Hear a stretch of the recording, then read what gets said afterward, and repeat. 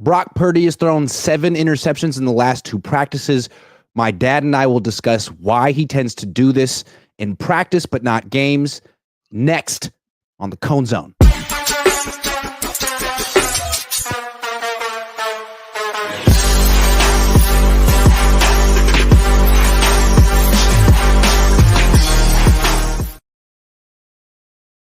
Good evening. Welcome to a late version of the Cohn Zone. That's the great Lowell Cohn. I'm Grant Cohn.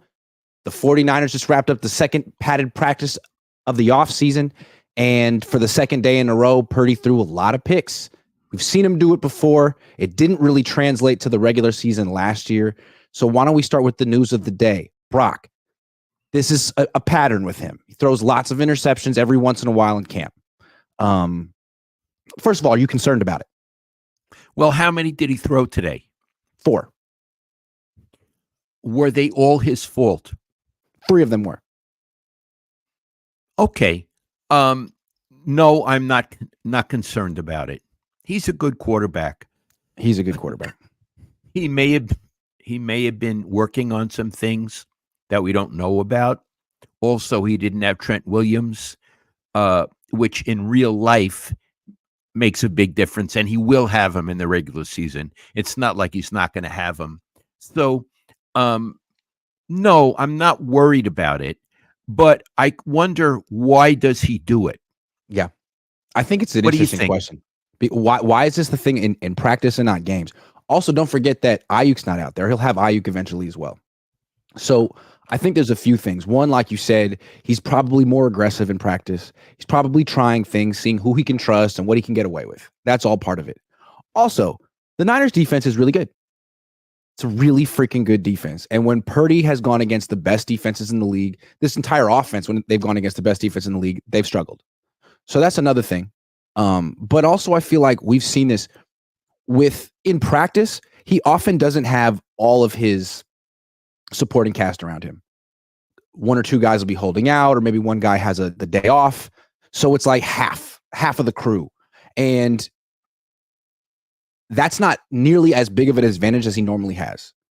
During the regular season, when he has all those players, plus a game plan from Kyle Shanahan, he's in a good spot. They're not game planning right now. They're just installing stuff.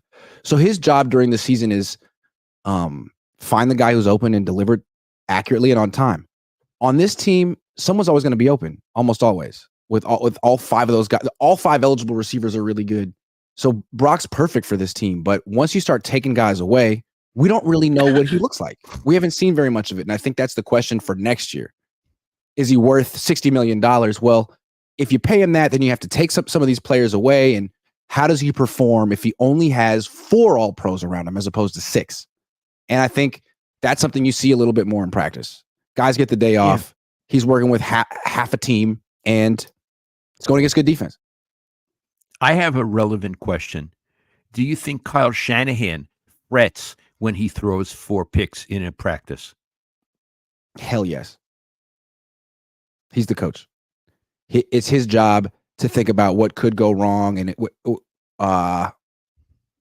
yes, I think he does fret. I think he thinks, boy, this guy has some bad football in him. It's going to take, I'm going to have to be at my best to make sure this doesn't happen at a crucial moment, like it did against the Ravens last year when he threw 5 picks. Okay. I actually feel the other way. I feel it's a guy he's brought up. He's experienced with him. He knows what his pattern is. He's seen him under fire in real games, and I don't think he sweats it that much. Now, again, I've never met Kyle. I have no feel for how he actually feels about his players and what he feels about these practices. But my guess is, and it's only a guess, that he's probably more concerned with a lot of other things. I would think he's concerned with a lot of other things as well. And how much they have to pay Brock Purdy isn't a concern this year, because when everyone's back and Brock Purdy's there, he does the perfect quarterback for this team. He's cheap. Yeah. And he can get the ball to the open guy. But once he's not cheap and there are fewer guys who are open all the time, can he we just saw Patrick Mahomes win a Super Bowl with some pretty subpar weapons. The best quarterbacks are supposed to be able to overcome that and make players better. And I'm not saying Brock can't do that, but we haven't really seen him have to do that. Or we've never seen him play a game without Christian McCaffrey. But Iggy, he won't really have to do that this season. We don't need to project ahead a season past this one. I think he's a very good quarterback for the 49ers this season. I think he's one of the strengths of the team. No question. And not just because he's a system quarterback, because he's a good quarterback. He is a good quarterback. But what I want to see this year is what we saw last year. There was 3 games in a row where Trent Williams was hurt and Debo was hurt.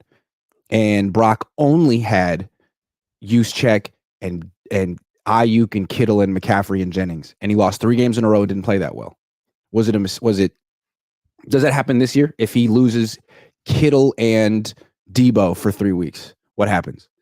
And he only has 4 other ones. I think that's something to watch for with Brock, because we know he's good, but we also don't know how much this particular supporting cast boosts him, because it's the best one in football. I totally agree. I do think the main one is Trent Williams. Agree. The main issue is Trent Williams.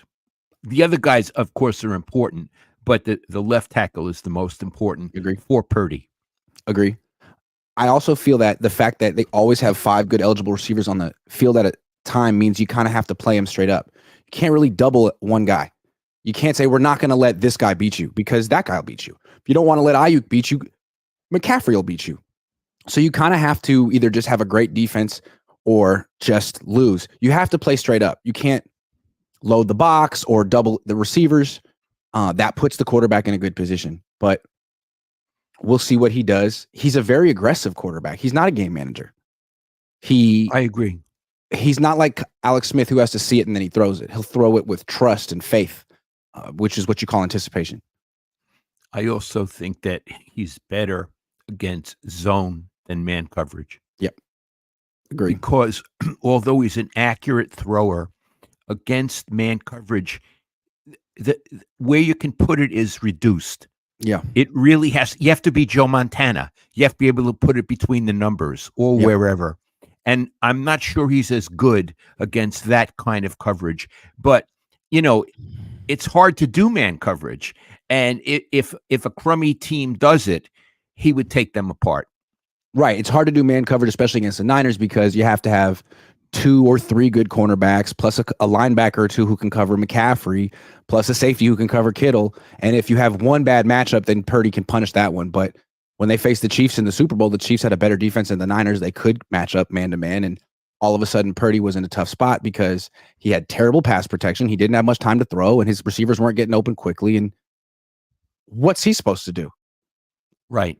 It was more a question of what the Chiefs were showing him and the limitations of Kyle's game plan than Purdy. I thought he played better than many of the stars on that team that day, including Trent Williams, McCaffrey, Deebo Samuel, Brandon Ayuk. I think he played better than all of them.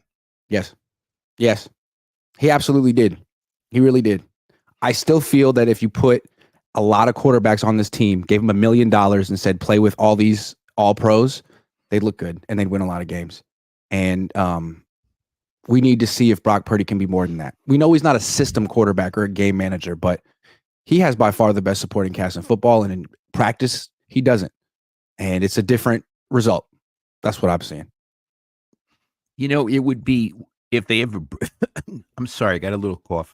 If they ever bring him to the podium, it would be interesting to ask him, why do you think you throw these picks in practice, but not in the regular season? Yeah. Have you wondered about it? I mean, he would answer that question. Yeah. You got to give the Niners defense. I'd love to know what he has to say. I would have to imagine you have to give the Niners defense credit. It's a hell of a defense. It's the best defense he's going to face. Yeah, absolutely. So that's a big part of it right there. But I'd love to hear what he has to say, because he's the kind of person who wouldn't bristle at the question like Kyle would, but he wouldn't. Kyle's a bristler. He's a bristler, classic bristler. He's a bristler, but Brock is not a bristler. No, he's an anti-bristler. He's an anti-bristler. Frank Tom Ocean's been a member for 16 months. Thanks, Frank. The Jedi says, does paying Purdy matter if the GM is consistently nailing first, second, third, etc. draft picks? That would make it. You have to do that if you pay that much money to one player. You got to be really good at drafting. That's a good point. Okay. Iggy. Yes. They're never going to pay Brock Purdy 55 or 60 million. It's not going to happen. I'm telling you right now. Okay. How's it going to play out? He'll accept less. They'll offer him 45, 50? Yeah. And he'll accept less. He'll say because he loves the 49ers family. But of course, that's ridiculous. It's that I think he knows that his success is tied to Kyle and to what Kyle does. And he's not going to want to wander. He's not going to want to wander.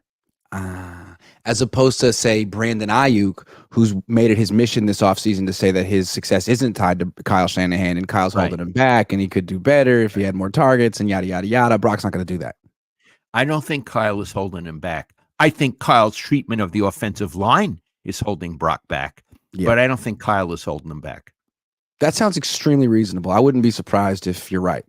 They offer him 45, he accepts it, and he's seen again as the most generous, humble, down-to-earth person of all time. And he's getting 45 million. I know. And he's seen as like generous and getting 45 million. He's giving something back to the community. All right. 45 million is a lot of money. It's a lot of money. If he saves it, he might be able to do something with that after he retires.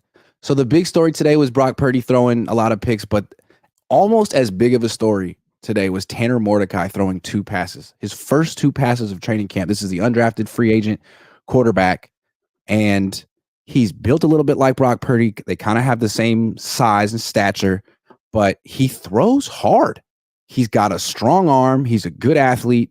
His first throw of the day was a play action bootleg to his left, which is not an easy throw to make, and he hit Jawan Jennings in stride. And then his next throw was right stationary in the pocket, 15-yard bullet over the middle that Ricky Pearsall dropped. It was a nice throw. And I came away thinking, boy, the Niners could really use a backup quarterback like him. I think it's time to see a little bit more of Tanner, Mr. Mordecai. Would you like to see that? Very much so. And in fact, people could say, why are they talking about Tanner Mordecai? You know, he's number 4 on the depth chart. He was undrafted. A few years ago, no one was talking about Brock Purdy, and he almost was undrafted. So on the Niners, the way they do things, this guy could be very important. I don't think this season he'll probably go to the practice squad, Iggy, but within a year, he could be the number 2 quarterback on this team. And he's so similar to Brock Purdy, they wouldn't have to change anything when he comes in. Absolutely. And he's not a retread, someone who started games and failed. Like, this is a guy who has talent and might actually be something like Brock. And it seems like the same people use the same rubric and whatever you want to call it that they've used to find Brock, they use it to find Tanner. So let's see what he's got. I love it. Iggy, why was he undrafted? He's I think he played 5 years in college. I think he's older than Brock Purdy. He played for 3 different schools. He didn't have the most consistent career, but I think the idea is on the Niners, if you surround them with all pros at every position and ask them to just sort of keep it simple and find the open guy and make the routine throw, maybe he could do that too. Maybe a guy like him, like Brock, who's played so much college football, can execute an offense that has a ton of talent, as opposed to Trey Lance, who's like, even if you gave him all pros all over the field, it's like he's still learning on his own. He has his own process. That's not going to be Tanner's issue. He's never played with talent like this. I'm sure the NFL football feels easier for Brock than college football did because of the team he's on. And that could be the same situation with Tanner. What is Tanner's arm like? It's live. He's got some mustard on those throws, Dad. He's got some zip, as opposed to Brock, who throws he throws with touch. It's very feathery and pillowy, which is nice, catchable. I haven't seen Tanner throw that much, but he's got a real strong arm. And I think he ran a 4.5 40-yard dash, so he seems like a good athlete. Iggy, have you ever heard him talk? Not one time. Not 9 times? Not 9 times. Now, that's a quiz. People need to know where that comes from. They need to know. Do you think people would know? That's a 1986 movie. Yeah. No? Yeah. Maybe not. You got a young group. Yeah. It's a lot of people in their 30s and 40s. They should know. Okay, that's enough of Tanner. Tanner, play more. Okay, we'll keep it going. 2 surprises in camp. You haven't been there, but people want to know an unheralded person, someone who does not have herald, who all of a sudden starts playing really well. Then they get the herald. Who got the herald today? Okay. Or these days? Diamador Lenore. He's a good player, but I think he's becoming one of the best players on the team. Like they did one-on-one drills today, which is just one cornerback covering one wide receiver, and it's heavily skewed in favor of the wide receiver. There's no safety. There's no pass rush. He can run his route as long as he wants.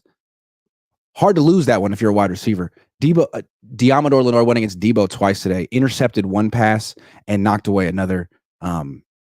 He's really, really good. And then he intercepted Brock Purdy in 11 on 11s and broke up another pass that he almost intercepted. He was freaking everywhere. So I didn't expect that. That's pretty surprising. Is he elite? I never would have considered him elite. He went from being like a 5th round pick you didn't think of to a guy who started because he had to and was a bit of a liability to a guy who can play outside and inside and is pretty solid. One of the better number 2 corners in the league to a guy who looks like he's a number 1 corner now. Wow. He could be elite. I think he's 24 years old. Have you ever heard him talk? He talked today. He's really smart. Tell me about it. Tell me about it. He was asked about Brandon Staley.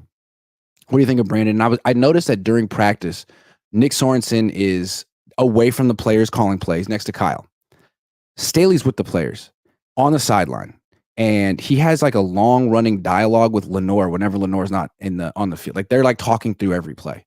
And today he was like, Brandon Staley's a genius. He's like having Kyle Shanahan for defense. So I get the feeling that Lenore feels that learning from Staley can take his game to another level. He's a good player, but now he's going to be a smart player who's going to be one step ahead of the competition. And today he was. So it was interesting for him to explain how he really likes this new coach. Iggy, Sorensen better watch his tush. Yeah. Because you know what Staley's doing, right? It's like, okay, let me just ingratiate myself one player at a time. So when Sorensen inevitably gets thrown under the bus, all the players will be like, we like Brandon. Yeah. Yeah. So we already got Lenore on his team. Okay. That's one. Who's another one that's outstanding? Another one. This is interesting, and it really showed today. So we're on Pearsall watch. He is the 1st round pick. He had a hamstring injury. He played today. They didn't put him in. I'll talk about. I'm going to give my first impression of Pearsall in a minute, but he didn't do much today. As opposed to Terrell Owens' kid, Tariq Owens, who is an undrafted free agent. He went to Bishop O'Dowd High School. He didn't even start playing football until he was a senior in high school. He had a deep touchdown catch in one-on-ones. He beat Ambry Thomas, who's been on the team for 4 years. And then in team drills, 11 on 11s, he did it again. He ran by Rock Yassin, who's been in the league like 6 or 7 years. Another deep touchdown catch up the left side. It's like, wow. Ricky Pearsall didn't do anything like that. So good for Terrell Owens' kid. And I've also seen him go over the middle. He has like no fear. I'm not saying he's Terrell Owens, but you could tell he's his kid. Tariq. He went to Bishop O'Dowd? He went to Bishop O'Dowd. I guess his mom lives around here. See, I don't know anything about Terrell Owens' personal life. After a while, Iggy, I tried to just stay away from Terrell Owens. I thought it wasn't going to lead to good things. All I know is that they had Tariq Owens talk after the local pro day, and he was like, nothing like his dad. Nothing like his dad. That's all I would say. Well, God love him. Yeah. A Bishop O'Dowd, Nick. Mm-hmm. Mhm. So I was It, happy to it, report that he's a big surprise. He's actually good. I thought they were like doing him a favor, bringing him to the local. He was at I the did local too. Yeah. pro day. Like, hey, you went to high school around here? Why don't you come around and take a picture with the coaches? Like, no, he made the team, and he's going to make the practice squad, and he just might make the team one day. I mean, he's done a lot more than Danny Gray, who's been on the team 3 years, or Ronnie Bell. Well, So, I'm really glad to hear that. yeah, I didn't expect you to say him. yeah. Does Terrell Davis, Terrell Owens come to the practices? Not that I've seen. He was at the local pro day. Jerry Rice was there today. No idea why. He's wearing a hat that said "GOAT" on it. Yeah, I believe Jerry likes to still be in the spotlight. Yeah. Yeah. Probably Well, what made him great. I believe Jerry has a big ego, and this is not a criticism, by the way. Greatest football player who ever lived, maybe. You need to have a big ego to do that, and true. I don't think you'll lose the ego, Iggy. He likes to be in the spotlight. 2 more surprises. I want to keep going because this is a good topic for people who are like want to get inside training camp. Yeah. Cam Latu, the tight end that I ridiculed last year. He was a rookie. He dropped a bunch of passes. He got hurt. He didn't make the team. I wrote him off. He hasn't dropped a pass yet. He caught a pass today. He caught a pass yesterday. He didn't play tight end until like his last year at Alabama. He was a linebacker first. So he's a bit of a project, but he's huge. He looks like an incredible athlete. He looks like if you could get the ball in his hands in a real game, he'd be really tough to tackle. He'd be good after the catch, and he looks like he'd probably be a good blocker too. So it looks like the rare project that might actually work out. He's looking promising, and I didn't expect it. He can catch the ball, and he's a hell of an athlete. Great. Can he block? And it's hard to tell in these practices, but he looks like he should be able to block. He's a big, strong guy. And then the last guy is, maybe this shouldn't be a surprise, but the Niners always have an undrafted running back who's good. And this year it's Cody Schrader. He's a little guy. He was at Missouri. He was one of the leading rushers in college football last year. The Niners drafted Isaac Guerendo, who ran fast at the combine, but he's hurt. And Cody Schrader's been in every practice, and he's really consistently good, very decisive, finds the hole, gets downhill. No nonsense. None of that east-west bullshit, Dad. Not for Cody. Not for Cody. North-south. Good player. So those are the 4. Do you think Cody will make the team? He just might. If he has a good preseason and the Niners try to get cute and wave him and put him on the practice squad, another team could pick him up. So we'll see what they do. It's looking like Guerendo might have to spend his rookie year on IR, and if that's the case, they could give Schrader a spot. Okay. Yeah. So let's do some sleepers, and then we'll get back to the show. Sleepers. So the Giants made some moves today. They got rid of Solaire, which is too bad because I've really enjoyed making picks on him striking out. He was a strikeout machine. Yeah, you could count on him to strike out. And that was just a gimme. So we'll do what we can. We got Robbie Ray tonight on the bump. 32. 6.5 Ks. Earned runs, 1.5. What do you think, Dad? You want to go with Ks? You want to go with earned runs? Hold on. They're playing the Oakland A's, which is a borderline minor league team, right? True. So we got to factor that in. That's a factor. So tell me what the categories are again. Strikeouts, 6.5. In his Giants debut, he threw 8 Ks. He had 8 Ks. Or earned runs, 1.5. That's pretty low. Okay, I'm saying over 1.5. I like that. That's just smart. We don't know Robbie Ray. Well, why are we hitching ourselves to his bandwagon, huh? Not doing it. Yeah. Okay. All right. Who else we got? Wait. Okay. Ramos. Let's see what the strikeouts are at. Ooh, he's been striking out, Dad. They've been getting him with high heat. With the cheese. With the cheese. The cheese. Yeah. All right, we're going more on that one. That's just a savvy pick right there. Well, you didn't say how many. How many strikeouts? It just has to be more than. It just has to be more than a half a strikeout. So will he strike out? Yes. Yes. Yes. Okay. All right. Chapman. Chapman. Let's see. Hits. He had 6 hits in the last 2 games. Yeah. Yeah. Strikeouts. He'll that strike too. out. He will strike out. Yeah, he will strike out. All right, let's go. Let's just pick all these people to strike out. Okay, wait. How many are there? You didn't tell me. 0.5. Will he strike out? He'll strike out more than that. Okay, good. We're on the same page with that one. And now we just need tell me. Chapman. He's a great fielder, and I get the feeling he's a good teammate, but he's really an overrated hitter, Iggy. He's a 240 hitter, and he strikes out a lot. Yeah, but he can really field. Yes, he can. I love watching him field. I don't love watching him hit. And it's nice to have some hitting at third base. Yeah. Could we talk about batting averages in baseball? Could we? Let's do that. I mean, people say, oh, it's the on-base percentage, it's the slugging, it's the OPS. You got to hit more than 240. I mean, come on. It's the major leagues. I know. And they try to rebrand the 240. They try to sell it like, oh, it's a solid 240. Like, no, there's no such thing as a solid 240. No. Okay, last sleeper pick. Shohei Ohtani. Hits. Who are they playing? Who cares? Okay, fine. He's playing the Dodgers. He's on the Dodgers. I mean, he's playing the Padres.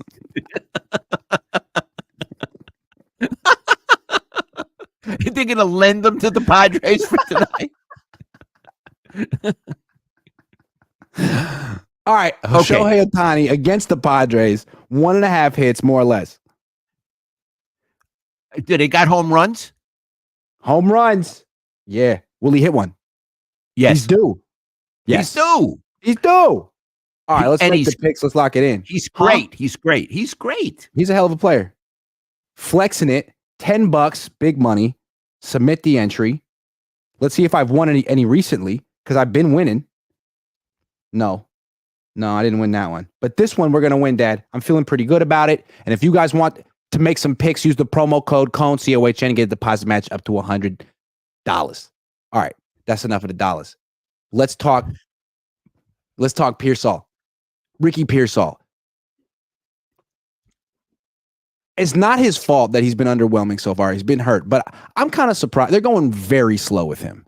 He comes back yesterday and he doesn't do any of the team drills. He just warms up and then watches. Today, there's one-on-one drills, which are pretty intense. He doesn't do any of those. He just watches. Then when the team drills come, he runs some routes and gets a couple of targets and he drops one pass and catches one. I'm sure they'll get him going sooner or later, but what are you waiting for, man? You can't do any one-on-one drills? He may not be 100%. I think 100%? I don't think he's 100%. 98.6? I'm saying 81.5. 81.5? All right, well, if we're talking more or less 81.5, then he shouldn't be in the one-on-ones. That's right. Yeah. So I think they're being cautious with him because they really have a lot invested in him. My guess, he's a good player, not a great player. Not like that kid with the Rams who came on last year. Puka. What was his name? Puka Nakua. Oi. Nakua. Oi. Is he a player or is he a player? Is he a player? I don't think he's Puka at the Puka level. He's not. Not yet. Not yet. But no. I think he's very good, and they're being cautious, and I am all in favor of caution. Yeah, because he just pulled his hamstring. And if you throw him out there in the one-on-ones, he could do it again, Dad. Setback. And you don't want to do that. Setback central. And if he loses a spot, then Terrell Owens' kid going to take it from him, and then he's got a problem. Wally Pipp. And I would like to say I do believe that the 49ers have a very good training staff and good doctors. And I think a lot of this is driven by them. And I respect them and what they're doing and their caution. So I want to make that clear. Also, they lost their head trainer, Ben Peterson, this offseason. So whoever is in charge now maybe has a new program and is figuring it out. Yeah. These guys have gotten hurt already. You got to make sure they don't exacerbate the problem. So sure. I don't know when we'll get the real first impression of Ricky Pearsall, but it hasn't happened yet. It's been a slight delay. So you know more about Owens than you know about Pearsall. No question. Like what I know about Owens right now is he's got legit speed. He can run by corners on the outside. He's a deep threat, and he's big and tough, and he'll go over the middle. I know that Ricky Pearsall ran a fast 40 at the combine, but is he going to run past a corner down the sideline? Or is he going to win over the middle, running in breaking routes and out breaking routes more like a slot receiver? I have no idea. We'll find out. Yeah. Okay. Yeah. Yeah. So the secondary, intercepting Brock Purdy a lot. Brock Purdy isn't the greatest practice quarterback, or maybe he is a great practice quarterback, but he has this tendency to throw interceptions when he's practicing. Also, the Niners have one hell of a secondary. Got to give him credit. Ball's in the vicinity, they're coming down with that ball, catching that ball. Travarius Ward, you got your Diamador Lenore, you got your Jair Brown. From what you've seen, Dad, what do you think? Is this one of the best secondaries in the league? Okay. You got to remember, I haven't seen anything. It's true. I've been sitting up here. That's a good point. So what I want to say is, what I know about their secondary, and I have to admit, I don't know all 32 secondaries. I'm not a geek. I would have to think that their secondary is elite and is probably one of the best in the league. Would you agree with that, Iggy? I would agree with that. Yes, and I would go further and say it's a strength of the team. There used to be a time when I didn't think it was, but I Right. mean, I think their secondary is an absolute strength of the team. Compare it to the offensive line. The secondary is elite. The offensive line is like put together with Band-Aids. It's patched together. So they know about elite groups. I wish they would do it with the offensive line, but this bunch in the secondary is like a pleasure to watch. And one of the things, because now I watch at home on TV, you don't get to see where the secondary lines up. Mm-mm. I used to see where Ronnie Lott was all the time, Carlton Williamson, Mm-hmm. and I could see them moving as the ball was just about to be snapped. It's a fascinating part of football, Iggy, Yeah, and fans don't get to see it unless they're at the game. that's right. So look, Travarius Ward, one of the best corners in the league. Diamador Lenore, one of the best players in camp. Jair Brown, second-year player, looks really good. Intercepted Purdy today. Talanoa Hufanga, been an All-Pro, coming back. They just need that third cornerback, and they signed Isaac Yiadom. I don't know that it's him. He's a little bit. He's like 28, and he has had like one good year, and he struggled today. I think the rookie they drafted in round 2, Renardo Green, he didn't practice today. Maybe he's hurt. Maybe he tweaked something. But from everything I've seen, he looks like a real good competitor who could fit in this secondary and hold his own. So, yeah, I think they have one of the better when healthy. They need Hufanga to come back and Green to be okay. But, yeah, they do have one of the best secondaries in the league. Who would be the slot guy? Green, the rookie. He's good. I like him. Great. It's just it's a pleasure to watch them play whenever I get a chance to see what they do. Yeah. Okay.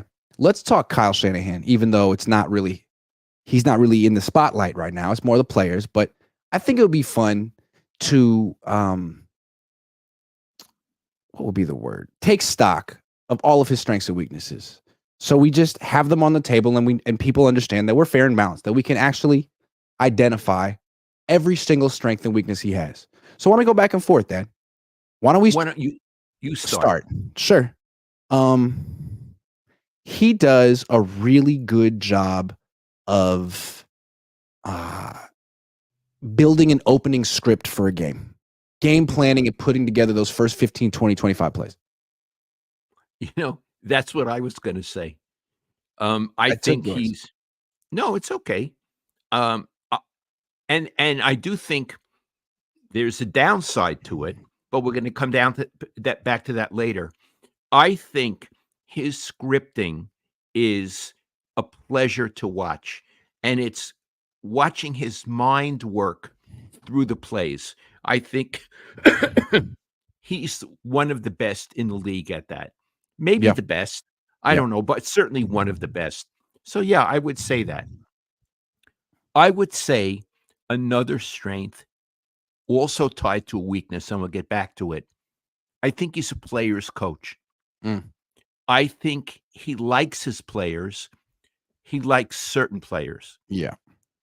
I'm not sure he likes all the players, but he likes certain players, and he gives his heart to them.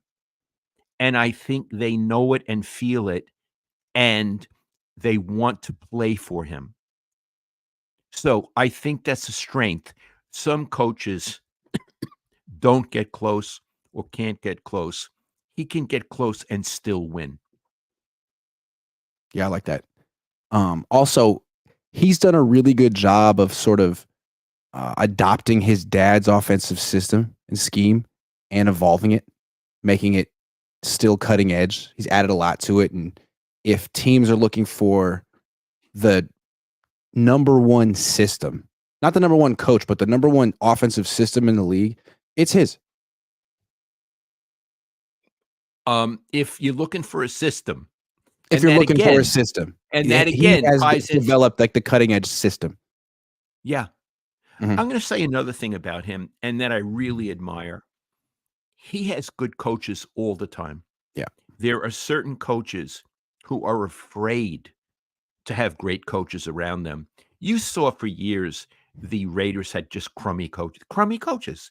I can't speak for what they have now, but I don't think they're an elite coaching group. It seemed like Al didn't want to spend on good coaches, didn't care about good coaches. They had crummy assistants, crummy head coaches, all of that.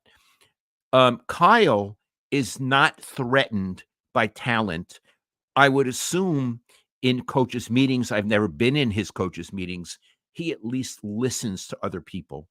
And it's a talent, and he's drawn really, really good people to him. By the way, including Steve Wilkes, who I still believe is a very, very good coach. And Kyle's extremely demanding from these coaches. He Clearly. should be. Yeah. He should be. And that's You one of know, his strengths. yeah. I Yeah. like that you brought that up. He should be Mm. demanding of them. These are the 49ers, and we should never lose track of that. These are the 49ers. They Yeah. should have a hell of a coaching staff, and the head coach should really, really expect a lot from those guys. Okay. I can add to that. So he's a coach. He's an offensive coordinator. He's also a part-time GM. He's put together a lot of this roster, especially on offense, and he's pretty good at evaluating wide receivers. He drafted Debo. He drafted Ayuk. He drafted Jennings. I think there's optimism in Pearsall, even though he was considered a reach because Kyle drafted him, and Kyle played the position, and he's got a pretty good track record taking that particular spot. Receivers. I love it. Yeah. I love it. Yeah. Do you think he's involved a lot in drafting defensive players? Maybe if it's like a first or a second round pick, he might have an opinion if he's watched some clips, but probably not deep into the draft. Right. Whereas Lynch would have better instincts there. Perhaps. Yeah, I would think so. And they have all these scouts that know Yeah. stuff. Yeah, I agree. But when they took, Solomon Thomas in round 1 or Javon Kinlaw in round 1, I'm sure Kyle had a lot to say about that. Mhm. Yeah. Anything else for strengths? Not for me. How about protecting his job? Avoiding criticism. Sorry to be cynical, but he's great at that. I agree. Yeah. Okay, that's my last one. Now let's go, Kyle Shanahan. Wait. Let's talk about that a minute. Yeah. Here's a guy who's lost 2 Super Bowls. Mhm. And the narrative around the team, and much of the media is like this too, is not that he lost 2 Super Bowls, it's that he got them to 2 Super Bowls. Really hard to get a team to the Super Bowl, and he did it. He got him to the Super Bowl. So there's been very little criticism of him, where criticism could be involved. And I think part of it is what? Why has he? I can't say he's charmed the media, but he's got them on his side. This Talk is to me. another one of his strengths. He's got a lot of connections throughout the league and in the media, and it stems back from his dad. A lot of people know his dad and feel partial to the Shanahans. Like they know the Shanahans. Like they see things from the Shanahan's perspective. Got it. Yeah, I mean, this is a guy with tremendous job security. We know that. Tremendous. And I think Jed York is the kind of guy who, when he gets someone with talent, holds on for dear life. And he's holding He was going on to hold on to Kyle. Trent Baalke for dear life until he was told not to. Apparently told not to. Yeah. He's a holder honor. He's a holder honor. Okay, I think we did all the strength for Kyle. Now let's do Kyle Shanahan's weaknesses one by one. Okay. Who goes first? You can go first. Okay. His strength, his first 25 scripted plays. When he gets past number 25, he's not as good. He's not as good reacting to the moment on the field as he is anticipating the moment quietly in his office on a computer or a legal pad. And I would add to that, I think he thinks more in terms of what's my next play as opposed to where do I stand in the game right now in the third quarter or in the fourth quarter. I'm behind. What do I do? I'm ahead. How do I close it out? That's a different way of thinking than writing 25 initial plays. And I think his strength leads to his weakness. I agree. And I think what's interesting about the way he scripts plays in the first quarter, very aggressive. You expect him to be like establishing the run, and he's setting up haymakers. Like he's calling play action passes. He's trying to get that early lead. 14-0 right off the bat. And he's good at it. But when he's up in the fourth quarter, all of a sudden he's the most conservative coach. It's like, how are you going to win this game, Kyle? Like, what are you going to do? And he has no idea. All of a sudden it's like, I can't run the ball. I can't go for it on fourth down. I got to kick this field goal from the opponent's 37-yard. Like, all of a sudden he seems to lose a little bit of nerve or a little bit of what makes him him in those situations. Fourth quarter, big games, pressure on. You know, it's funny what we're talking about. I a few minutes ago said I'm cautious, and I am in certain ways. But the best things in my life came because I took a risk. Yeah. Risk is very important. I mean, not going to go through it here, but the major steps of my life were because I took a risk.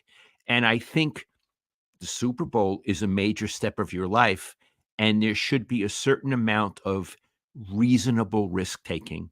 And he seems, at least at the end of that game, risk averse. In fact, he seemed frightened. Yeah, I agree. Okay. And it wasn't just that Super Bowl. It was also the NFC Championship game against the Rams a few years ago when he was up 10 in the fourth quarter to start that one. And all of a sudden he was punting from Rams territory and just begging the Rams to come back and win, which they did. Okay. Hey, Iggy. Yeah. Didn't Juszczyk say something today or yesterday about they should be praised for getting to the Super? What did he say? He says he hates the narrative that the Niners can't win big games because people don't, if you really know ball, you understand that they had to win a lot of big games to get to the Super Bowl. He really said that. He went to Harvard. So we're supposed to praise them for losing 2 Super Bowls? No, you can't say that they can't win big games because they've technically won some. But they can't win the biggest game. That's right. There's a distinction. Yeah, there's a distinction between big games and that game. And again, if Kyle wins the Super Bowl, let's say this season, I will be the first to say I was wrong or he's grown. Mazel tov, congratulations, all of that. But Iggy, I don't think he's winning the Super Bowl this season. No. I don't. Okay. And you know why? Why? It's not because the roster isn't good enough. It's because he's not good enough to finish. He's not a closer. He's not a closer. I got more weaknesses for the guy. His biggest weakness, his ego. It's to me. way too big. It's double the size of Andy Reid's. How does his ego manifest itself? He's a control freak. It's his way or the highway. He doesn't necessarily cater to what his players do well. It's all about his system and what works for his system. He doesn't invest in the offensive line because he doesn't need to, because he's so smart that he can work around it. That stuff. Okay, I don't know that stuff, but I do know people. So let me ask you this. How does his ego figure in when people ask a question that might question something he's done? Right. He can't actually take criticism on himself. He can't. He's constantly being defensive and deflecting where he could say, no, that was absolutely my fault. Don't blame this person. This is what I did wrong. So in other words, he puts himself above criticism. He does. And as a result, he doesn't grow. Oh, no, he doesn't. He hasn't ever grown, Iggy. I haven't seen it. Yeah. And that's all a function of his ego. That's interesting. Yeah. That's interesting. Earlier I said he's a player's coach, Mm-hmm. and that's good. But because the people who are not in his clique, yep. How do they feel? I mean, I'm not there. I would ask. I mean, if off the record, I would say, you're not in the clique. How do you feel? I'd like to know. They'll probably never answer. So I think Jimmy Ward might say one day. He wasn't in the clique. Ayuk might say one day. Exactly. Ayuk's not in the clique. And that's the thing with Kyle. Like, he's a player's coach, but what kind of a coach plays favorites? Yeah. There's serious roster politics with the 49ers. Sometimes it's like, why is this guy starting? Is he starting because he's the best player, or is it because Kyle likes him the most? Yeah. Iggy, I would even be very specific here. Why is Juszczyk on the team? One of the things I like most about JT O'Sullivan is how he kind of roasts Kyle for this. Like, oh, here goes the coach's best friend going in motion, doing some cute stuff that doesn't help, and he's not getting the ball. But hey, at least he's on the field because he's the coach's friend. Is that what he says? All the time. Iggy, I love JT O'Sullivan. I love that he says that stuff. Me too. I mean, Juszczyk may be a very nice man, and he took a salary cut because he knew that he was expendable. But why is he taking up a roster spot? It almost seems like because he's the coach's friend. Yeah. Do you think Bill Walsh would have kept him around? He would have been in Buffalo. Yeah. Bill Walsh wouldn't keep him. Bill Walsh, when it came to things like this, was the most ruthless man I ever met in my life. Yeah. He would never get close to players. No. And as a result, he had no trouble getting rid of them. After they retired, then he could become friends. And I used to see him with former players, and they meant a lot to him, but it never got in the way of business. And with Kyle, it seems to be getting in the way of business. I mean, I don't know. Juszczyk may do things I don't understand, but I think you could get a tight end to do it. And now they have another fullback, you say? Why is this guy there? One of the reasons he's there is because he's good for quotes. Who gives a shit? Mm-hmm. You know what I mean? Mm-hmm. You're sitting in the press box, say, who am I going to ask about this? Oh, the guy never does anything, but he's from Harvard and he's verbal. That's what he does? Maybe they should add him to the public relations staff. To me, it's like a musician Kyle calling attention to himself. Like, look at this fullback that only I use. No one else uses a fullback in the NFL, but I have a fullback. And there's all these. He's so crucial to what I do. So I'm going to put him in motion. And look at the fullback. Look at the fullback. Like, dude, he's not doing anything. That's just window dressing. Juwan Jennings is a better player than Kyle Juszczyk. Why is Jennings not on the field? Absolutely, I'm with you. Yeah. Okay, I mean, Juszczyk is like a decoy. He's just it's like 3-card Monty, where they hold the card up to your face to distract you from what's really going on. That's Juszczyk. Yeah. They're deacon you. I got more weaknesses for Kyle. We're not done with you, Kyle. Okay, you go. How about evaluating quarterbacks in the draft? Talk to me. I mean, he didn't want Patrick Mahomes. He really wanted Trey Lance. Just right there. Looked at Patrick Mahomes, was like, no. And then was like, hold on, we need to trade everything for Trey Lance. Also really traded up for CJ Beathard. That doesn't look, it's not a good look. No. And we all know he lucked into Brock Purdy. Brian Greasy, Steve Slowick, God love you. You saved Kyle's butt with that one. He didn't even know what he had. He was treating him like Tanner Mordecai. Yeah. He said he knew what he had, but he didn't. No. He will gaslight you about certain things. Like he also knew the rules going into the Super Bowl overtime. It's hard for me to fathom that such a genius of an offensive coach could be that bad at evaluating the most important position, but that's just me. Okay, more. Evaluating the running back position in the draft. I mean, Joe Williams, Trey Sermon, Ty Davis-Price, Isaac Guerrero every freaking year, another pick wasted at the running back spot, which is why they just went and traded for McCaffrey. And yet they do have good running backs. Yes. Which is like, why do you keep drafting this position in round 3? Why do you do it every year? It never works. Stop. Right. Do something else. It's like a tradition. You have to throw away one pick on a running back who won't make the team. Good job, Kyle. Iggy, I have another area which I would be critical of. His image. And here's what I want to say. I started as a young pup with Bill Walsh. And then after that with George Seifert. And then after that with Steve Mariucci. So here's what I want to say. 3 good-looking men. 3 men who dressed nicely. 3 men who were the CEO of the team and acted like the CEO of the team. Looked you in the eye. Didn't wear a hat indoors. And I would as much as I like Jim Harbaugh, I would criticize him for this too. But I'd say Kyle is even worse. Kyle, sometimes he wears a hat. He hasn't shaved. He looks like he crawled out of the hamper. And he looks like he's 24. What's that? He looks like he's 24. Yeah. And this is the CEO of the San Francisco 49ers. Yeah. And he sits there and he says, a lot. He should work on that. Yeah. He should work on his presentation. Yeah. These are the San Francisco 49ers. Yeah. I mean, I'll go to another team, Bruce Bochy. The Giants could be proud of him. He walked erect. His diction was smart. His diction was good. When he talked to you, he looked you in the eye. If you asked him a hard question, he was grateful. Because he was proud of himself and he wanted to answer.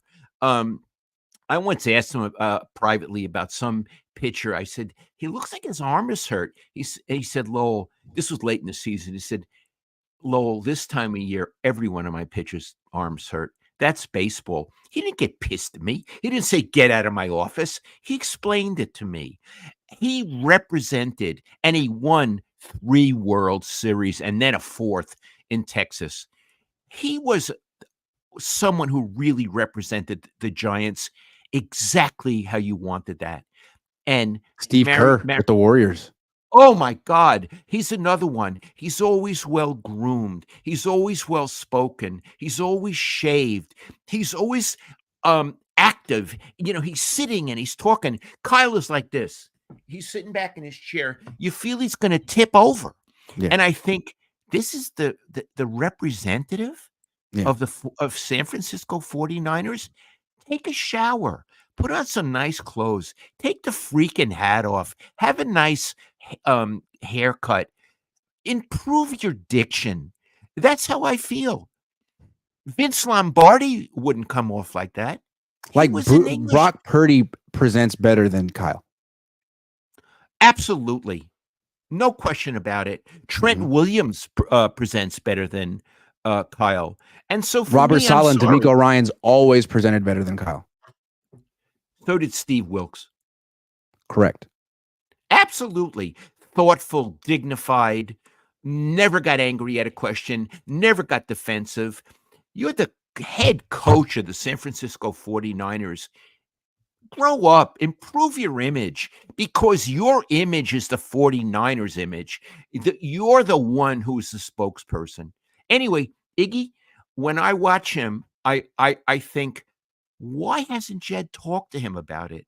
There are ways to talk Yeah, about it. because the CEO of the Niners is an adolescent at heart.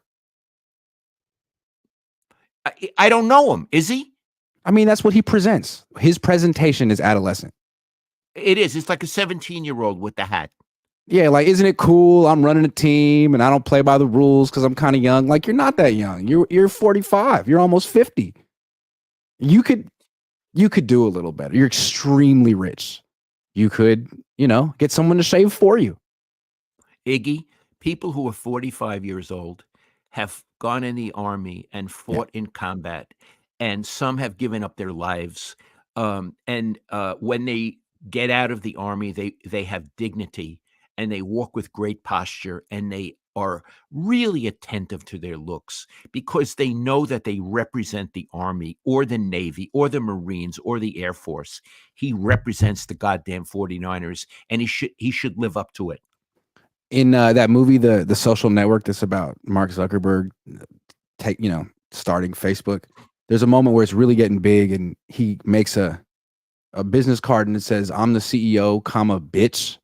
And it's like, kind of shows just how immature he was at this point, how young he was. That's so Kyle. I'm the head coach, bitch. Like, that's his whole attitude. Like, yeah, I don't really have to shave or talk that well. It doesn't matter. Like, I'm just a prodigy. It's like, nah, man, you're 45. You're supposed to be well-rounded now. Yeah, and you're too old to be a prodigy. You don't get that anymore. No, you're not 29 anymore, man. A lot of time has passed. Yes. Yeah. No more prodigy. Yeah. Okay, those are his weaknesses. I felt I just got my one more weakness.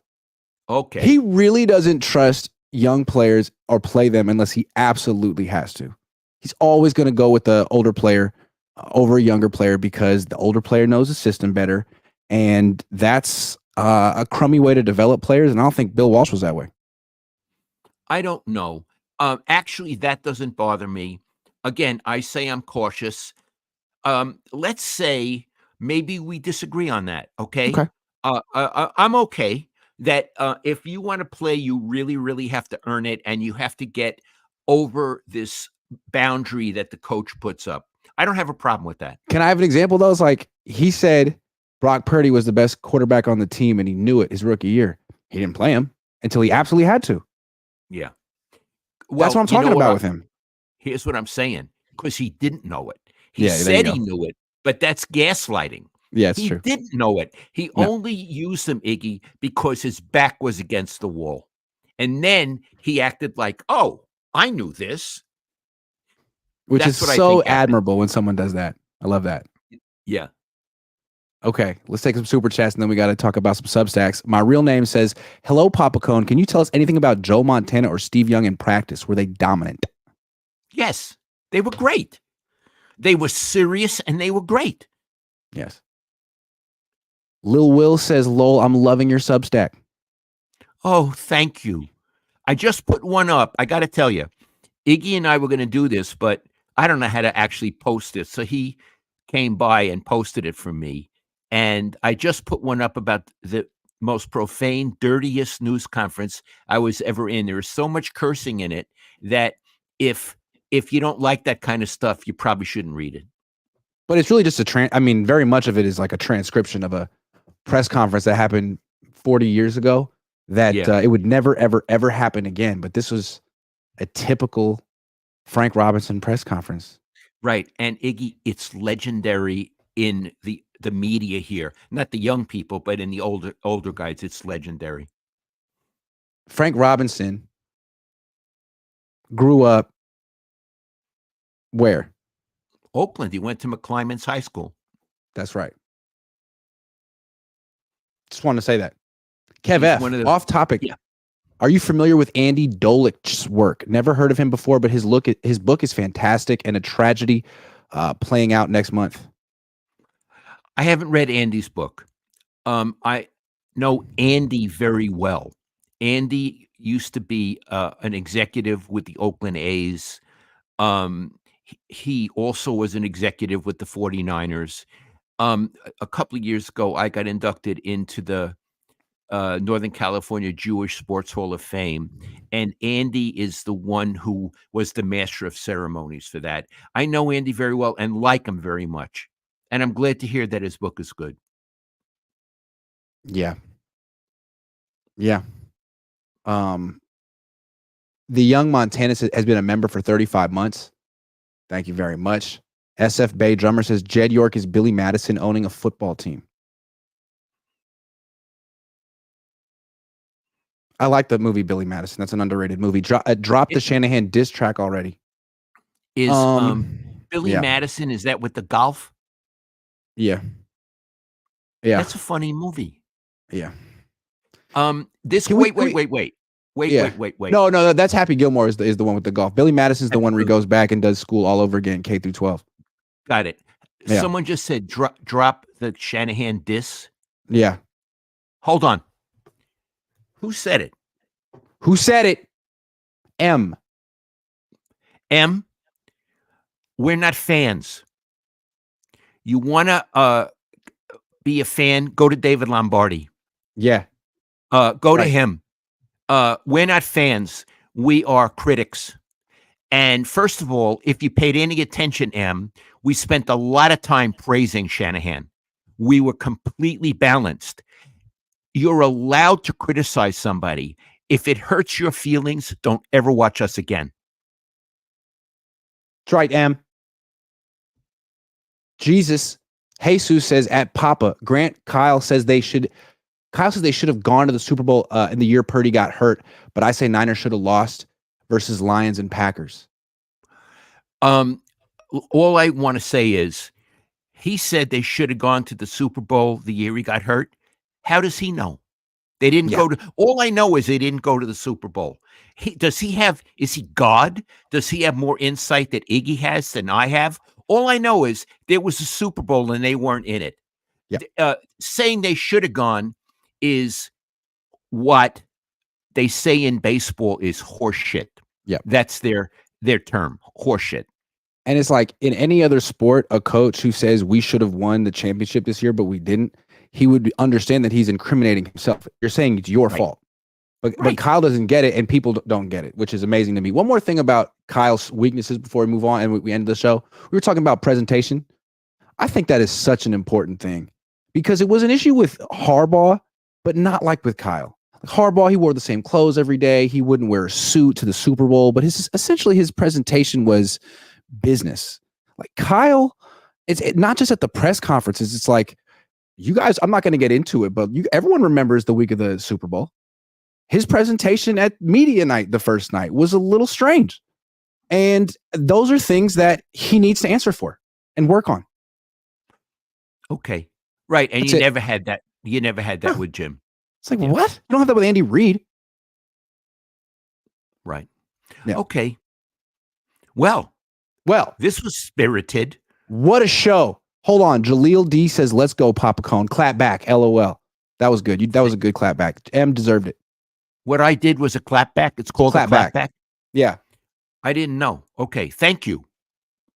Thank you, Jaleel. Hold on. Darren Dangler says, cheers, number 6 this year. No doubt.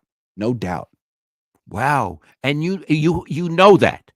He knows it. You put $10 on it. You bet the mortgage on it? $10, which is the mortgage. Okay. Thank you, Darren. Thanks, everyone, for watching. We got 1,700 people watching right now. Thank you. Make sure you like and subscribe to the show. And have a good night. Dad, I love you. I love you, Iggy. I'll talk to you later. I'll talk to you later. See you guys.